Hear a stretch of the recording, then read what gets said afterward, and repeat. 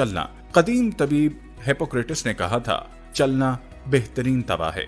शायद आज हम में से उन लोगों को चंद सख्त अल्फाज कहूं जो सारा दिन घर में या दफ्तर में बंद रहते हैं। एक अमरीकी तहकीक में बताया गया, इंसान अपना औसतन 87% वक्त इस तामीर शुदा माहौल में गुजारते हैं। पैमाइश करना मुश्किल है, लेकिन तहकीक से पता चलता है चहलकदमी, खास तौर पर घर से बाहर, सेहत के फवायद रखती है। एक तहकीक के मुताबिक मुस्तकबिल में डिप्रेशन के वाकयात में तकरीबन 12% कमी वाक़या हो सकती है अगर लोग हफ्ते में सिर्फ 1 घंटा पैदल चलें। बरतानिया की एक और तहकीक से पता चला कि कुदरती माहौल जैसे देही इलाकों या सब्ज जगहों का दौरा करने से लोगों को बहाल का एहसास होता है। चहलकदमी और दूसरी वर्जिश भी दिमागी अफ़आल पर मुस्बत असर डालती है।